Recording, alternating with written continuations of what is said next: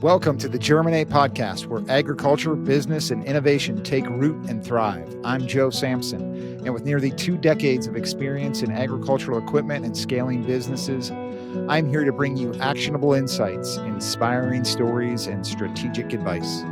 Whether you're an industry veteran or just starting out, this podcast is your guide to cultivating ideas, expanding your knowledge, and growing your venture. So let's get started and germinate your path to success.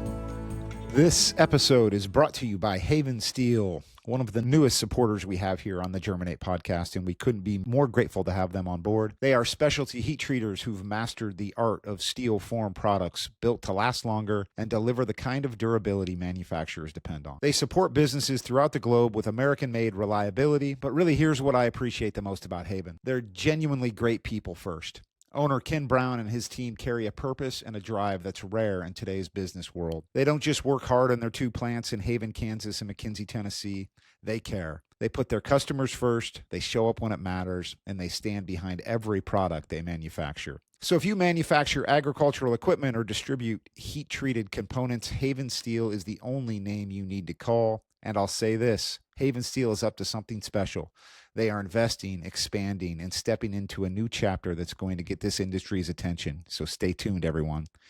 Keep your eye on Haven Steel and learn more at havensteel.com, havensteel.com. All right, folks, welcome back to the Germinate podcast. Gosh, it's been a while since I've recorded one of these, so maybe I'm a little rusty today. I guess we'll find out. Fortunately, my guest will get me through today. That much I know for sure. So I've been trying to get him on a long time.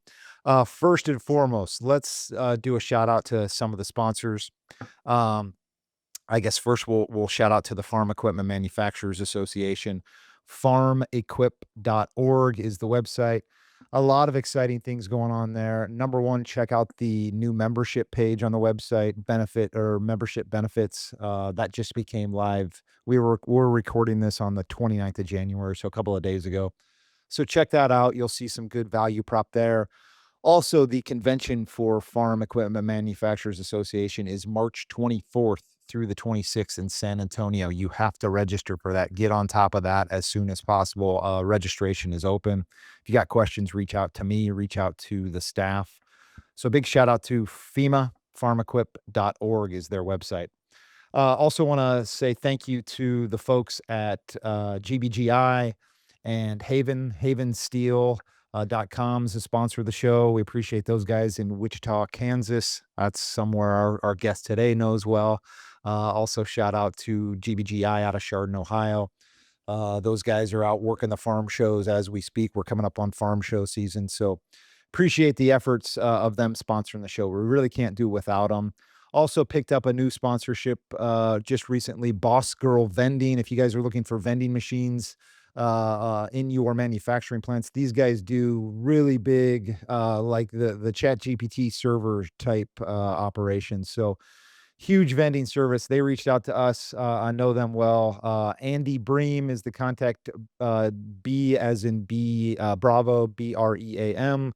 I'll put his contact information on the show notes. Other than that, I think we have it. I just want to say thanks to all the listeners out there. Appreciate you guys taking the ride here in 2026 on the podcast. Okay, now let's get into our guest. It's really no secret. All you guys know that the ag equipment world is, how do we say, interesting these days. And so we've got a really good guest on today that's going to kind of share his expertise. He's been in the grind here for years and been around this industry for a long time. So I want to welcome to the show Mr. James Shurts from Great Plains. James, thank you, my friend. Hey, Joe. Good to finally get on with you, man. So I know it takes a little bit to get on this level, but I'm glad you're lifting me up. I appreciate it. Well, I appreciate you. I know we've been trying to do this for about a year, it seems like. About So years. yeah, So you've been in the saddle now for a little over a year. a little over a year. Yeah, It was January last year. January last year. In fact, Hey. almost to the date. Yeah. Congrats to you on 12 months, man. Many more. So appreciate it. Thanks, man. Awesome. It's been a wild year, as you can imagine, and I've always said that I've always relied on my network and my inner core, or, my people, I guess, if you will. And from the moment I met you, you were one of those guys. I don't know. We just hit it off, and we had that. I trust my intuition. I'm almost 50, so I trust that intuition now more than about anything in life. I don't know if that's how you feel, but Well, 51, and okay. the world really goes downhill after that. So it's just no, it's all good. But so no, I mean this, like you said, ag. Ag is about network. Ag is about you always have to be cognizant that in our industry, you're going to run into the same people, and that's the awesome thing about it because it's still a lifestyle. It's still what generates the bulk of the economy for the US, especially North America. And man, I'm been privileged to be into my 29th year, really dedicated in the ag space. Can't imagine doing anything else. That's wild. 29 years. I did not know it was that long. Huh. Well, I just graduated from college last year, so I can't how Right. we I and know. what happened. So, It is I'm nuts. waiting for the adults to really get in charge, but it's amazing. I've just been blessed to be able to stay in the industry.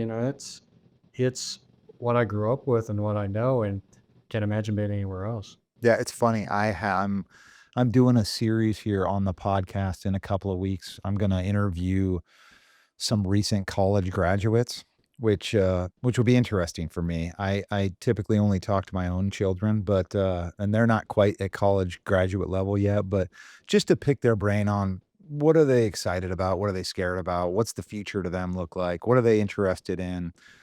It'll be an interesting series, but I bring that up to you because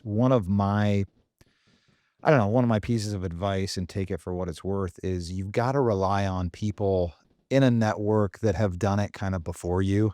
I think it's valuable information, and that's how you get wise, you know? And I don't really care. The word experience gets thrown around, but being filled with wisdom is a very good thing, and you can only do that from learning from some of the folks, before you. So, hopefully, they'll listen to this and learn from that. Steal shamelessly. I mean, there's so much that's been learned, tried, and uh, some things work, some things don't. And when you get that hubris level to where you think you know it all, man, that's the end of it. So, Yeah. yeah, especially it's a different world. And I look forward to seeing that and listening to that podcast because, I mean, that next generation, obviously, we're going to retire on that Right? I way and know. figure. And so you think about that coming in, so much impact. And, we've been fortunate too with kind of our pipeline and our network is we've been able to recruit some top talent into little old Salina, Kansas. And it's been our lifeblood, especially when it comes to my role in this product development cycles is it's a grind and you've got to have that drive to want to be in it. And luckily, there's enough really good engineering and ag schools that we can touch that come into it. And I've been thoroughly impressed with the caliber of talent coming out right now. So be interesting to see what they had to say about their view on the industry, which is it's probably in the lowest spot since the 90s.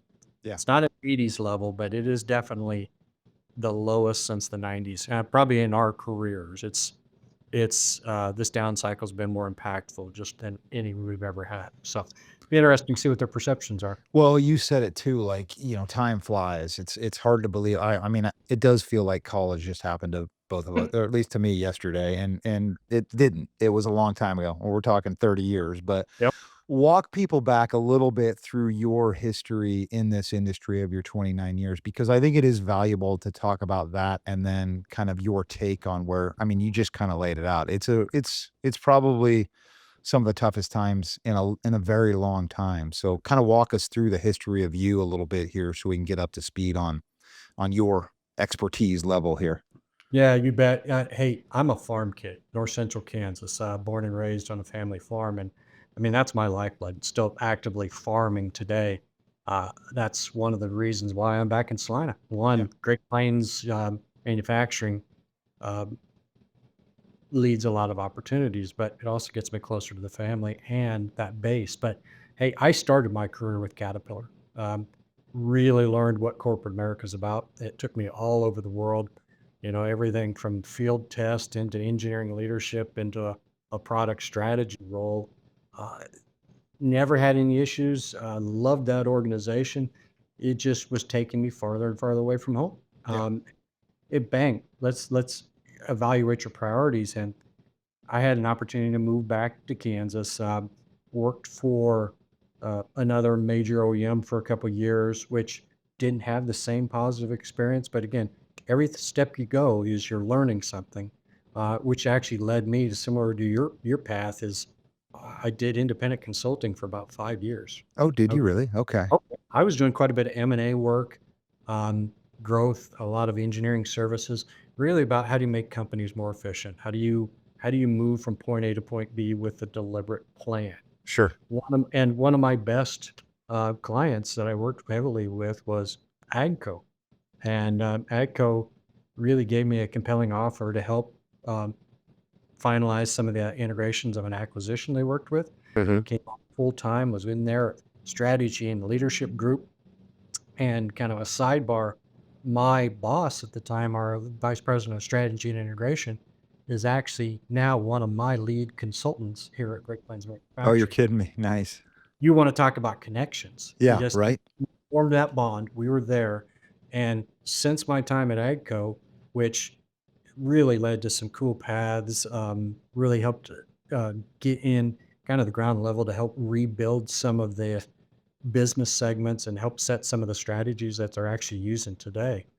And through these connections that you mentioned, I had this birdie in my ear that kept saying, "Hey, Kubota purchased Great Plains Manufacturing. Kubota is doing some awesome things." And in my lens from Agco, yeah, they were the top threat out there. And I kept getting pulled to saying, "Hey, you know, this small company that's growing into a big company in Salina, Kansas, Great Plains Manufacturing, they are learning about integration, what it takes to take yourself to a corporate level, what it takes to really merge but not lose your identity." I said, "Hey, I've done that a couple times. Yeah. Yeah. And a lot of the same people because of this ag industry, and I jumped at the chance." It's been about 5.5 years now where I came in and my sole focus was product strategy, back to kind of this M&A base around, all right, what do we want to be when we grow up? And that's probably in ag, those that are the most successful, really in all industries, is that you have a strategy and you stick to it. Now, that's not blindly stick to it. It's more adapting and evolving on what does the industry throw at you, whether it's COVID, supply disruptions, and I mean, whether it be rampant inflation, whether it be tariff impacts. But I'm articulated through the business here, and I really had a great opportunity. It would have been about 3 years ago to take over the overall leadership of the ag division. But again, we stepped toying around with this idea as the market turned around. Is Great Plains Manufacturing is approaching $1 billion business of implements and attachments. And so how do we continue to grow the business and be more indispensable to Kubota, but not lose our identity? Well, heritage wise, Great Plains Manufacturing had these two divisions, and Great Plains Ag was actually founded 50 years ago, April 1st, coming up on our 50th anniversary. Land Pride, the other division, was founded 40 years ago. Sure. So, but what was crazy is from a structure, from an organization perspective, two wildly independent divisions within one company.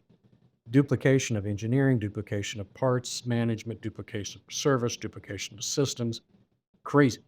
And so that, hey, mergers 101, acquisitions 101, you have to streamline your world, don't lose your base to be more integrated. And so we actually, June 1st last year, we merged into a single entity.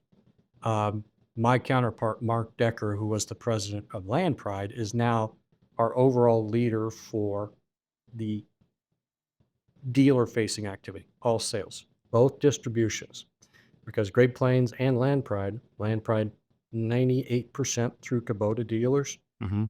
Plains Ag, less than 6% through Kubota dealers. Wow, okay. Yeah.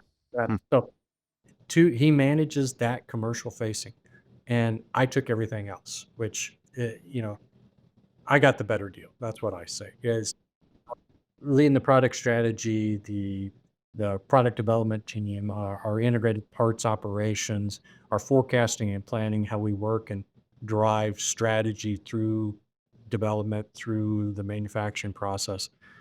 That's what I do today. yeah. And so, man, it's a journey. But what's cool about this small town feel is we still got these two independent brands and distributions. It's just the whole mechanism now to really make them wildly successful as this market recovers is facilitated and led by one core entity. Elimination, duplications. I mean, you just, we don't want to have so many skills, so much depth, and trying to create duplicity without working together. That's wildly inefficient. Now it's just one core team working on one set Yeah. of objectives, and away we go. Sometimes you gotta Sure. trim the fat, right? Yeah, and really, what's cool, there was no trimming of fat. Oh, really? Nothing. Okay. No, we didn't no, we've actually had to increase headcount, but what it does is allows you to take 2 good pools of resources, combine them together to be more efficient on a deliberate set of priorities. So instead of 2 electrical engineers, they're working on one core strategy. Instead of 2 hydraulic engineers trying to split their time, they're together, one core strategy. And you do that over and over again in all functions, and it just makes us more resilient. And then, I mean, the reality being part of Kubota, that's essential. I mean, that Kubota is the hallmark of quality first, of consistency in product. We have to match our processes in kind to meet that level of expectations out in the field. Yeah. It's funny when you say that because I knew Great Plains, gosh, 20 it's been 20 years or so ago, when I first was introduced to Great Plains, and so, yeah, wildly different business than it is today, but I think you've said it a couple of times. It still has that same feeling that it had 20 years ago, and it's kinda I think it's important to you all to kinda hold on to that a little bit, right? And not let that completely go. Well, you look at the brand equity that's out Sure. there. Now, I sit on a global brand team for Kubota. Obviously, I represent subsidiary brands. I represent really the acquisition mergers strategy. There's a ton of brand equity out there. You think about Great Plains Ag, the Great Plains brand, box drills, tillage.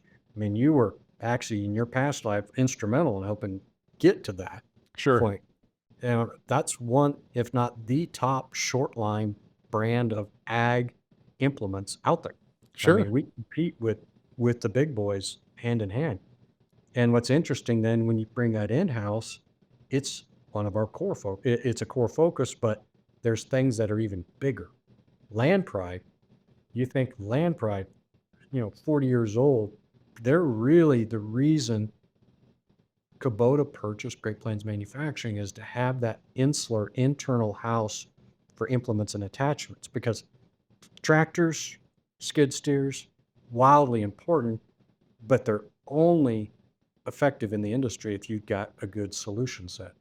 What are they doing without a tool, bucket, grapple? So, yeah, we've got to keep that mentality of this solutions first, really creating the right value to the customer. And that's our heritage. And we do it fast and nimble, Yeah. just like a short line within a big family of big organization. Yeah. I don't like looking back too much here, but you're a good resource, so I'm just curious in your opinion here. But, and you kinda hit on it with COVID and all that, but why do you think the ag equipment market is at where it's at right now? If you could high level it, 30,000-foot view, is there 1 or 2 different things, or is it a hodgepodge of everything, or what's your take? I'm going to geek out on you. Yeah, Okay. I love I am by no means, this is my disclaimer. I'm not an economist. I'm not an analyst. but I did sleep at the hotel with the I same. was gonna say the old joke, you stayed at a Yeah, Holiday Inn last night. yeah, I did. Right, So, right. but I study this, and we've got teams that study this. Yeah, The ag industry historically is 7-year cycles. I mean, it's like clockwork. sure. Um, and it has, if you go back, it really started in the 70s, founded in the 80s, this 7-year cycle, and it has to do with ag policy. A lot of it is dictated by our government. Because if you look at the ag business, what is it we do? We produce grain and commodities that have to be sold. Sure. If you look at grain in general, that producer does not have a direct connection to the end consumer in many cases. It's dictated by trade policy. And we have not had consistent trade policy. And if you look at the current situation right now, you are impacted by significant increase in inflation. Input costs just went through the roof. Mhm. All had to cover our basic cost, inflation in terms of wage, components, material, that really impacted the farmers. That pricing. Then bang, you hit tariffs. And then bang, you hit a major trading partner in China that says, yeah, I'm going to go somewhere else. Our world, our industry is all based on demand, not price. Price is a reaction to demand for those commodities. Mhm. And when we don't have anybody that in mass outside just the US wants to buy this wildly productive resource base, because we can produce more grain than anybody in the world. We're very efficient on that per acre. We can produce a lot of product. But when there's no demand on the other end, tanks the price, tanks the stability, your investment wanes, and that's where we're at right now. Is that there's just not enough cash flow. There's just not enough market stability to give people confidence to go out and invest in iron and technology. Yeah. Do you think what role because it's I 100% agree with you on those 3 points. I mean, yeah, it's if you boil it all down, it's pretty I don't wanna say it's simple, but that makes total sense. But coming off of, like, probably one of the biggest booms that our market has ever seen as well, how much do you think that played a role, the whole COVID years into getting us into this inflationary price and, these the whole supply and demand side of things? Since 2008, these 7-year cycles that I mentioned have been disrupted. So what happened in 2008? Well, we had the financial collapse. Uh-huh. That was an induced impact. That Uh-huh. wasn't a natural impact. Then you have COVID. Well, really, you have COVID, then the Russian invasion in Ukraine. Bang, bang. What the Russian invasion in Ukraine and COVID did is it puckered up the supply chain to where we couldn't get enough product out because of uncertainty, access to labor. I mean, it's tough to manufacture product when you have to send people home. Sure, sure. Yeah. And so you had this artificial demand being ramped up of folks wanting to buy your product because fear they may not be able to get it in the future, uncertainty with inability to supply. And so you're exactly right. What happened was when everybody started to go back to work, money started to get released, everybody got a little bit more confident that the world's not going to end. Yeah. That demand started to drop off, but the machines were still ramping up to support all this unfulfilled demand. And you hit that crossroads where the demand shut off faster than the supply could slow down. So we had 18 months of, oh crud, we're putting out way too much product, got to slow it down, back it off. Tariffs hit, bam, and it slows you down. So we've had 3 induced cycle changes. I kind of couple the invasion and COVID because it was pretty synonymous. Well, it's easy to forget about the whole Russia-Ukraine invasion and how important that was to agriculture. I mean, Ukraine was really just emerging, and so was Russia, as this great secondary market for US manufacturers. You guys, and I mean, Great Plains included, you had factories, dealers, all sorts of things set up over there that were starting to really hum. We still have brick and mortar, sales office and actually people on the ground in the Ukraine, Yep. just out the key, and it's a scary thing Yeah. to watch that go. We had a similar entities in Russia that, we were one of the first to say, "No, we will not continue to sell to Russia," on principle, before sanctions even came in. Right, wrong, or indifferent, those are the things to do, but it's a global it's a global market, and that trickle down, that demand, uh, that not just for product, but commodities, it's all interconnected. The European market is actually been suppressed now for really 2.5 years longer than the US, North Mhm. America, Mhm. just because of how they manage their subsidies. The we subsidize or we support price of products so people can go buy things, more choice. In Europe, the subsidies and support is more on financing and access to money. Mhm. And most of that is taken away and diverted to supporting activities in the Ukraine. Sure. So those farmers can't get access to low rate financing or incentives to buy product. Therefore, the entire market spools down. And then you get this heavy influx of European manufacturers, which we'll see coming into the US because they have to find outlets for their product. And so it just Yeah. muddies it all up. It's all, and you're right, it's totally, it's global, and we've talked about this a lot on the show, but there's this new thing that I think I keep thinking about, because you're right, tariffs, cycles in agriculture, very, very real.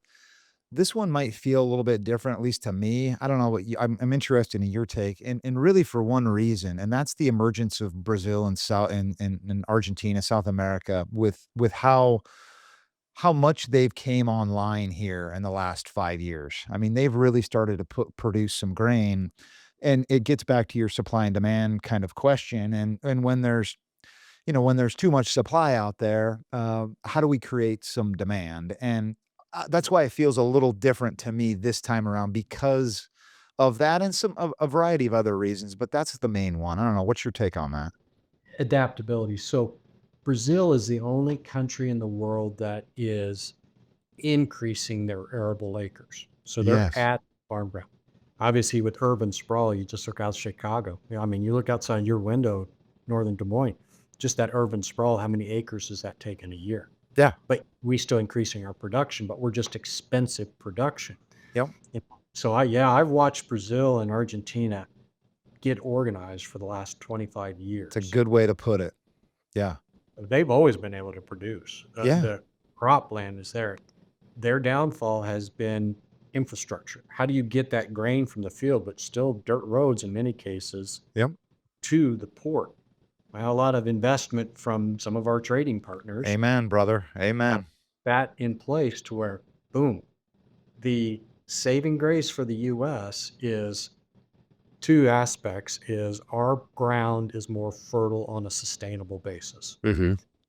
The Argentina is, but they're not cracking it open as much. The Brazilian ground is not fertile on a long-term basis without a lot of manipulation. It's the basis, the chemistry of the soils, forestry soil versus really prairie soils. Prairie soils are just going to be healthier long term. And then the it's subtropic type of climates, and so you get variations in the growing cycles, um, swings in dry to wet, hot to cold, uh, and the quality of their grain, therefore, is not as good as the US. So we consistently produce a better product. Sure. We consistently have higher quality, more uh, sustainable practices and soils. Those are two advantages we have right now. Yeah. Now, Now. Yeah, exactly. now Exactly. we've got to stay on top of that because consistently we produce a better product, which buyers will want. It's just more expensive. Yeah, and yeah, I think that's a good point. You gotta adapt or die. Yeah, you got to adapt or die, and I think that's sort of the American way. I mean, Trump was in Des Moines yesterday, the day before, I can't remember, but he was here talking about, giving a rally speech. Part of it was probably because there's so much heat going on in the rest of the world. Well, up north of us in Minneapolis, everybody knows that story. I don't want to get into it. The point is, it was almost like he came here to be like, okay, I want to be around my people, one of my rallies. But one thing he said that was interesting, I wasn't there, but I heard it on Twitter or whatever.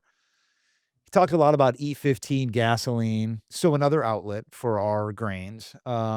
He also talked, about some farm subsidies and that sort of thing, a little help, a little assistance for the farmer, um, which is at least it's something.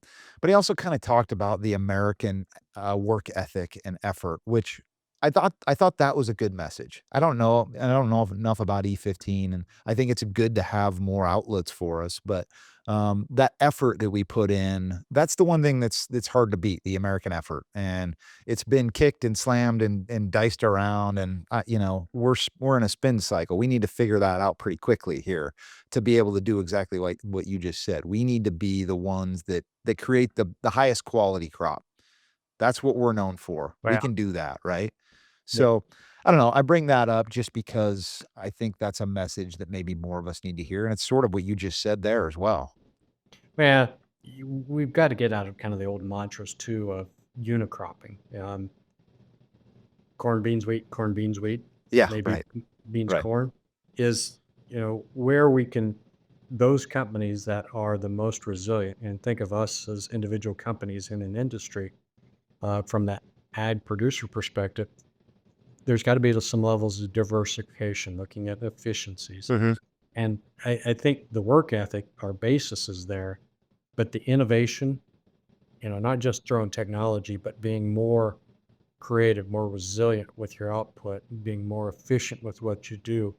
That's how it's going to get ahead. But I still go back to my original point is where we truly need the support as a general industry is either opening better outlets for demand for the Mhm. product we produce or really incentivizing and shaping to produce at the right levels or the right product for the demand that's out there.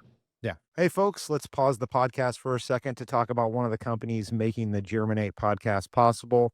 Want to give a huge thanks to GBGI. Here's Mark Adams. Thanks, Joe.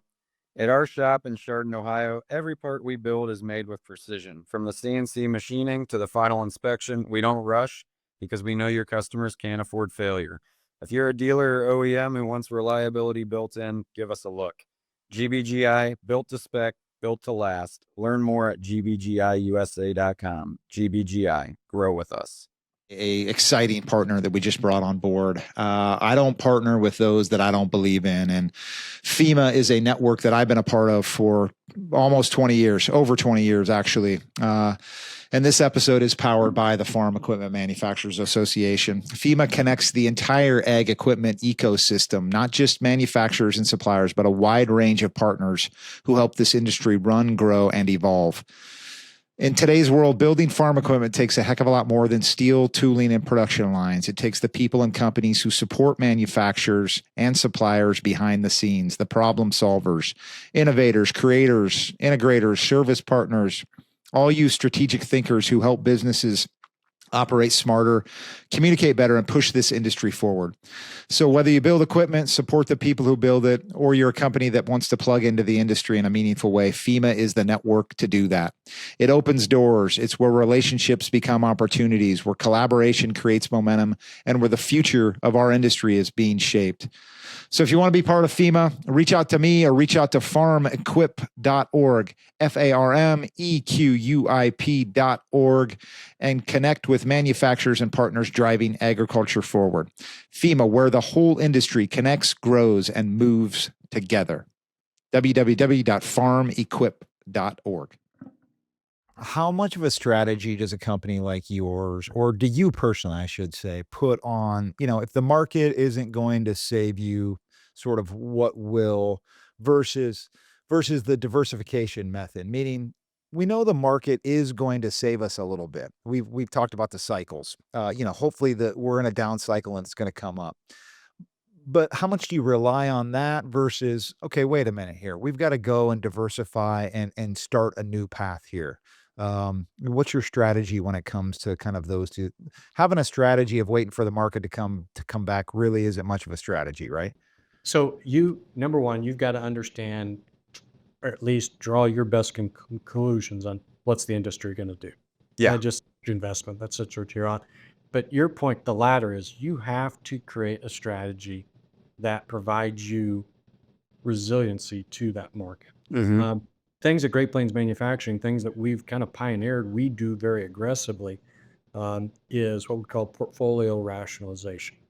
Every year we go through, and every single product is categorized by, you know, what's the unit number of sales, what's the total revenue it generates, and what's the profitability that product brings you to the business. Yep. And we categorize it based off of really not dynamic, but adjusted thresholds. It's either an A or a B. And those triple B products, we immediately make plans of fix it or kill it. And I mean, you've seen that is we've exited certain segments of our business to focus on more profitable segments. And in many cases, that kind of contracts our total volume of output, but makes us more resilient as a company. And we do over and over again, but we also have this arm that's always going around innovation, around creativity, around really understanding what does the market need, not want, what do they need, so we can really develop industry leading solutions that are ahead, that kind of lean forward, that make you more productive, that open up new segments of industry.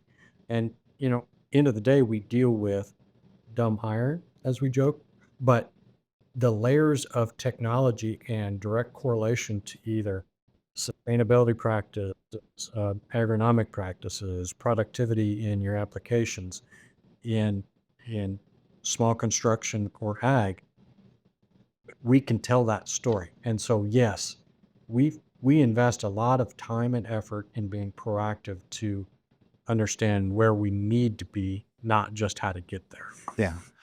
I was talking to a distributor yesterday, not an agricultural distributor, but they said they purchase a product flat out from a company. They buy it for like $55,000 and they turn around and sell it for about 40, what is it? $48,500. So excuse me, I'm sorry, 54,500. And in the end, they make about 1,500 bucks on this buy sell transaction. And you talked about like the A and B products, and that's not even them repackaging, shipping, handling. More or less, they're losing money on this, and they've been doing this for years, and they just now started looking into, wait a minute, they thought it was, well, we're just buying it and reselling it. That's easy. Well, yeah, but you're not making any money, and in fact, you're probably losing money on something like that. Well, but you can't take the lazy route in terms of it doesn't make money, kill it. You look at a strategic portfolio layout. Really, it's the industry needs certain solutions, and somebody's got to provide them. Our job is to figure out how to do it that maximizes the benefit to the customer, Sure. maximizes our investment and our return. So there's products that are triple Bs. Oh, that's a dog, Yeah. but nobody's doing it. Yep. We're really good at it. Let's hunker down, guys, and from a modularity, design for manufacturability, working with our supply base, we've got a series of projects that we look at to figure out how do we make that more resilient. It kind of our design team, everybody thinks it's just about creating new, creating new, creating new. Mm-hmm. Mm-hmm. We live and we have them work in three core work streams. Obviously, there's the NPI, new product introduction. Mm-hmm. We're going to keep innovating, creating new solutions. The second work stream that you got to get everybody's head around internally is about strategic projects. So, You wouldn't believe the number of skid cutters we produce. Land Pride skid cutters and Land Pride rotary cutters, Mhm. driveline gearbox blades, minimal modularity. Think if we took these 30,000 pieces we produced a year and made it more modular to make it more efficient to build, higher productivity in our production, lower cost, and still provides all that value and benefit. Those are strategic projects. And Mhm. those take a lot of time. But then the third is what we call deployments. I want engineers on the floor of manufacturing, solving issues, learning about problems, because then we pull them back into NPI or strategic projects. And pardon the phrase, you know your butt from a hole in the ground, right? Yeah, yeah, It's yeah, not just the computer; it's real life. Ooh, I yeah. need to I need to be better with what I do. Plus, you're improving the bottom line, you're improving the overall business, and you're learning how to be a better engineer. So it's you gotta think fully faceted. It's not just about creating new, it's about strategically fixing things, but then also getting out there and understanding the business so you can be more rounded. So the manufacturing side of things, making it as efficient as possible. The modular, you talked about the second, the strategic, you were talking about modular builds. Unpack that a little bit more. Maybe I'm just yeah. Yeah. Yeah. So good point. So you think of a simple thing like a box drill. Box drill ranges from a 3-foot sized box drill to a 50-foot sized box drill, Yep, all flavors in between. yep. How do you maximize the amount of reuse? So one box or 3 boxes built in the same fixture. They all use a common row unit, common sets of assembly. Almost think of it like Legos. Uh-huh. I gotcha. Yeah. If I can make today, the best analogy, we have 400 different types of box drills. And that explodes into probably 40,000 Lego pieces to make it. Right. I gotcha. Yep, yep. What if I could make those 400 box drills with 100 different Lego pieces because of how I configure it? Modularity is I've got core commonality that's used across that doesn't sacrifice performance out in the field, still adds the value, but then manufacturing can just turn and burn that much easier to increase their flow and productivity. Plus, when you've got things to upgrade, maintenance, repair from a design perspective, you're only dealing with these core building blocks that are common, not chasing so many different variances. Yeah, that's instead of having every color of the rainbow Lego, let's just focus on having the red and the green ones. And every unit we make has the red and green ones. Red and I agree. got you. Yeah. Yep. Yeah. Yep. That's super intelligent and very, very smart. And I think that's another way of just being efficient in manufacturing, which it's easy during the COVID times when everyone's buying to just feed the beast, feed the manufacturing beast and keep it fed and just it doesn't matter how we get it done, just get it done. Well, those days are gone. We have to be way more efficient in that. And it sounds like Great Plains is spending time, money, and resources on that very thing, which to me, Yeah, and it just ties back to is yeah, we talk about the internal things, but I don't ever lose sight that doesn't matter what we do internal if it doesn't meet a customer pain point. sure. So Yeah. that's our key point is everything we do ties back to, you look at our mission statement. I'm looking at it right here. I've always got at that in front of me is that number one, delight your customers. I don't care what you do. And our customer is, depending on how you look at it, it's our dealers, but it's also their customers, Hmm. right? Hmm. Hmm. Man, make them more money, make them happy with the product. Just Yeah. you make them. Number two is provide a rewarding workplace for our employees. We don't do anything unless we can recruit and retain the right people on the bus. Yeah. Your employees are your customer too, right? I mean, they're a really good customer. Yeah. Take care of them. But then that third element is don't be afraid to generate a profit. I always tell our team, I mean, seriously, we're all in the business to make money, Of course. not off of somebody's back, but that's what sustains your ability to recruit and retain. That's what sustains your ability to delight your customers. But you worry about one and two, customers, employees, profit will take care of itself. That's a good point. That's definitely a good point. Yeah. What excites you about a lot of people are talking about what's scaring them. What excites you about what's gonna happen here in the next 2, 3, 4, 5 years in this industry?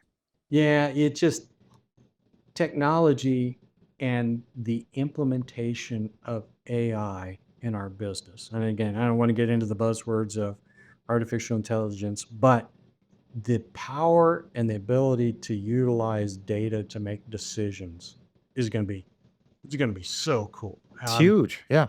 Who can adequately harness information in a legal, sustainable, and ethical basis Yeah, right. and utilize that to provide benefits to your customers. Oh man.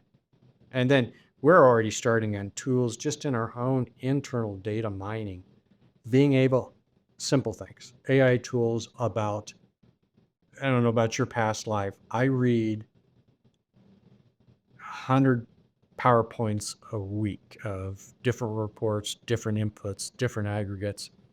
I Yeah. can take a family of PowerPoints and put it in our AI generator tool, and it'll take these 100 PowerPoints and give me the cliff notes. Yep. Yeah. Love it. Give me the highlights. Yeah. That that at our fingertips and how to utilize and harness that for sound agronomic practices. How I can make you know, a compact skid steer attachment more robust, last longer. That's an industry that guys just beat the crud out of stuff. How do I put the right amount of cost in there to hit these life targets? Well, a lot of these AI tools in design as well as data gathering, those are going to be how we really differentiate. You may not see it inherently on the product itself, but how you generate that product is really, man, gets me all fired up. I know, I'm right with you. I mean, think of just capturing your cogs or, trying to figure out why you have long lead times and, you can pump data into problems like that, and solutions could be fed in the snap of a finger one of these days. We're not quite there yet, but it's gonna Yep. happen. And talk about being efficient and making a profit and doing things the right. I mean, the skies are sort of the limit with this. It's gonna start in the manufacturing sector for sure. I mean, it has to, or otherwise there's not gonna be you're not gonna be a manufacturer for very long if you don't adapt and start, implementing some of these things, in my opinion. I don't know if that's true or not, but if you're Yeah. still doing accounting on notebook paper and cards, you're in deep, deep trouble. Nope. No, and it just the level of automation that it's going to drive from a beneficial standpoint. I Mhm. mean, we still have huge growth aspirations that will require human capital to make it work. But complementing your growth in an employee base with more automation to make their job easier, to make their tasks more efficient, melding that all together is really going to be the exciting thing that's going to change our industry from a manufacturing and a producibility standpoint. Yeah, it's I'm anxious to see what's going to come. Also scared that it's going to move faster than we as an organization or an industry can keep up with. Yeah. Yeah, I mean, that's true. It's moving in a rapid pace. I think that's just something that's changed as well lately is how fast that has became online and ubiquitous to all of us. It seems like yesterday when a buddy of mine showed me Chat GPT at a restaurant and it blew my mind. And now, nobody lives without it in some way, Yep. shape, or form. So you're also one of these guys that likes to, share your knowledge, and, you might not know that about yourself, by the way, but I do, and you're sort of you're you're one of these guys that doesn't hoard things and hoard information. You're kind of a wealth of knowledge and a great resource, and you have just recently became pretty active amongst the farm or the FEMA crowd, the Farm Equipment Manufacturers Association. What was your mentality and thought process behind that? Because Great Plains really wasn't active with FEMA, and then all of a sudden you came on board and said, "We're changing that, and I'm getting involved myself here." Man, that you and I kind of came along for the ride together. Is Sure. you know Great Plains, the Roy Applequist days, it was one of the originals, one of the old guard, and it was the basis of FEMA was really a network. How do Yep. I find outlets for my product? We've evolved, and if I look at who Great Plains Manufacturing is, we're very active in a lot of industry. Mhm. One of the areas that we can give back or really help ourselves is more the grassroots, the fundamentals, that core networking of like entities. And that really is only isolated in FEMA. Yeah. And so I wanted to get involved from a standpoint of one, better understanding what it's at, because the basis was really solid and it's kind of lost momentum. Um, it's like people. So how can I help Great Plains Manufacturing grow through these types of networks, but how can I help the network itself grow? If you look at it's a collection, FEMA, of ag suppliers, it's manufacturers. And like I said, as we started this conversation, it's very, sorry, the phrase incestual. I Yeah. mean, we're all interconnected in some way. And if I can help that ecosystem be more resilient, it's going to help me. And that's a very selfish statement, but I do sleep at night thinking I'm going to give as much into it as I get out of it, if not more. And so that's where I'm at. And I want us to continue to evolve kind of in your new world too, with your leadership is what are we going to be when we grow up from the FEMA perspective? Because I need selfishly a strong network of like-minded companies that are going to lift this industry up and keep it viable Yeah. 20 years from now. Yeah, and what I like about it is I've used this analogy probably way too often, but it's kinda like when you go to church and you hear babies crying.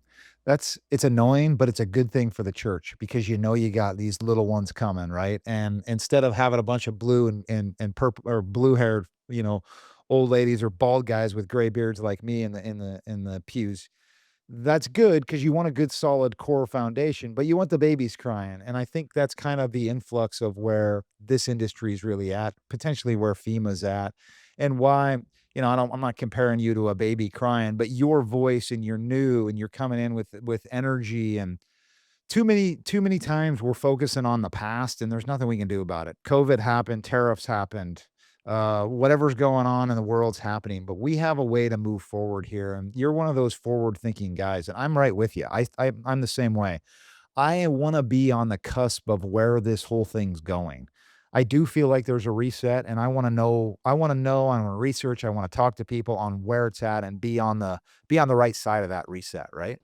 Well, do you want to adapt to the rules that are made for you, or do you want to go make the rules? Amen. Exactly. I want to make the rules. I I want to want to. make the rules too. Yeah. It's not a power trip. No. Not a player thing. I just look at our industry, and there's a lot of strong leaders out there, but are they all doing the right things that are going to help the general population and really grow the industry and make it more sustainable? Nah, it's a lot of shareholder value. Not a bad thing. That's the reality. But how do I create customer value? How do I create a resiliency of a business that continues to add employees and grows and adds its workforce in an efficient manner? That's what keeps me up at night. And FEMA is one of those organizations that can help create that network because you can't do it on your own. And that's why evolving our mission statement to be more than just a networking event. We've got to, just like you and I, from a product perspective, what's the product that FEMA is going to provide? What are we doing to delight our customers? What are we doing to create a meaningful environment for those that participate? Yeah. And you said it. It's scientifically proven, I think. Somebody will fact check me on this, but I think it's scientifically proven that the more you put out, the more you give, the more you're going to receive. And if we all share that with one another, that's only going to benefit all in the end, versus the strategy or we're going to wait, you just said the cycles of ag are 7 years. Do you really wanna wait 7 years, or where are we at? Maybe 2, 3 years in? Okay, fine, that's another 5 years. Do you wanna wait? Okay, that's Yeah. a plan. I guess that's a plan, but good luck with that because there's gonna be companies like Great Plains and James Shurts that aren't waiting. They're going.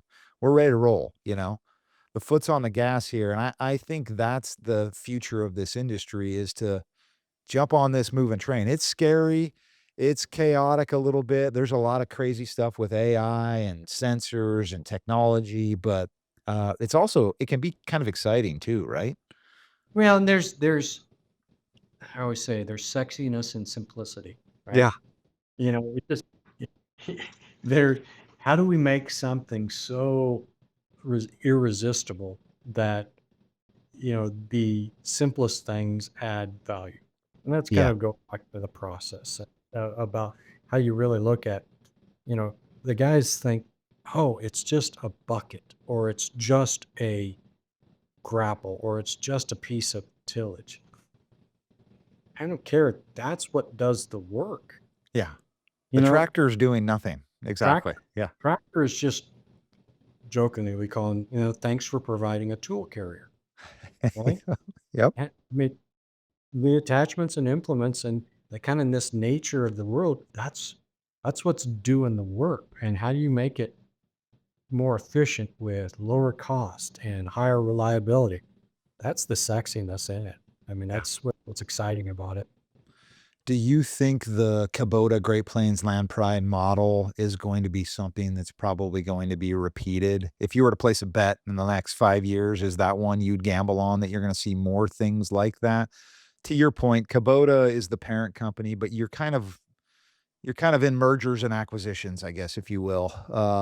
Do you see that as something that's gonna happen in this industry? If you were to bet on it? I would say no.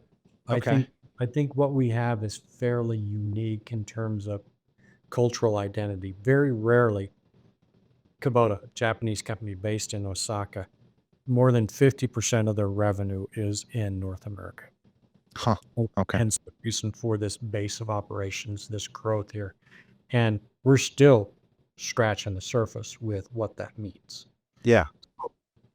The culture and the basis, if you look at Kubota's mission statement, it is very similar, eerily similar.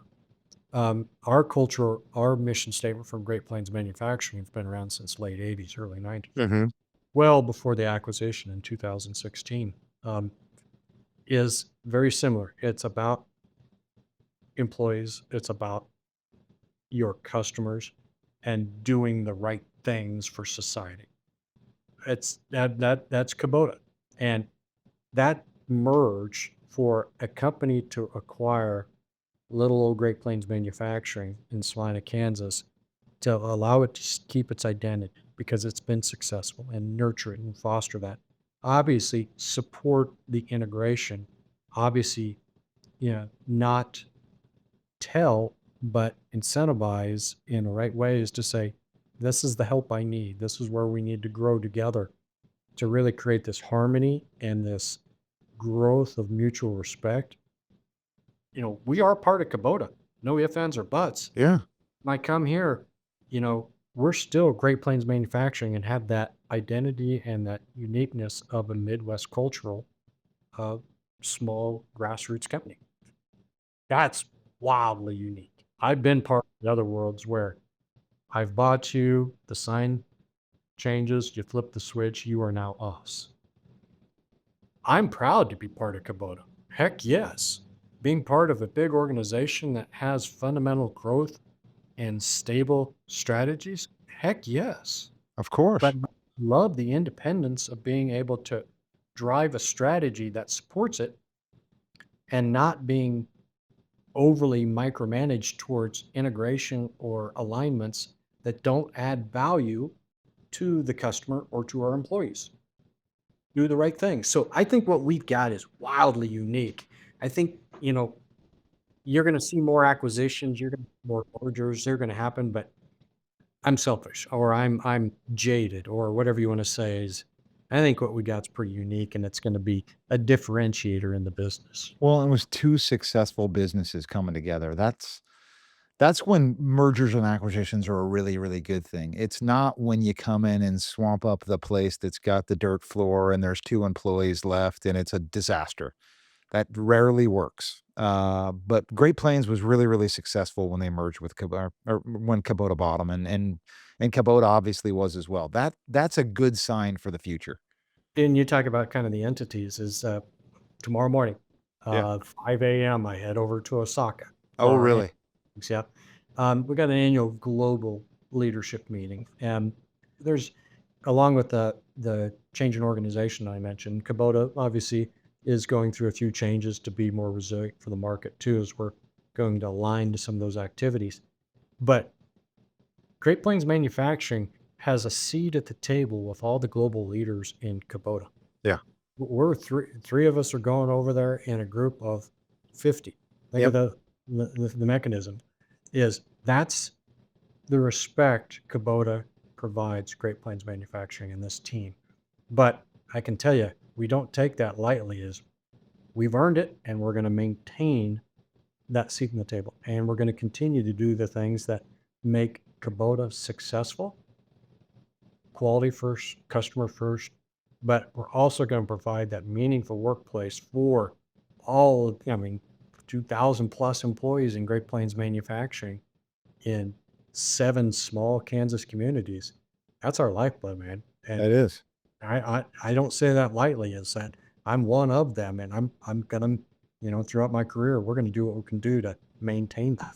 It matters too, and, I love that, man. Well, everybody's gonna ask that are watching this, so I'm gonna ask you, what's the sign mean behind you there?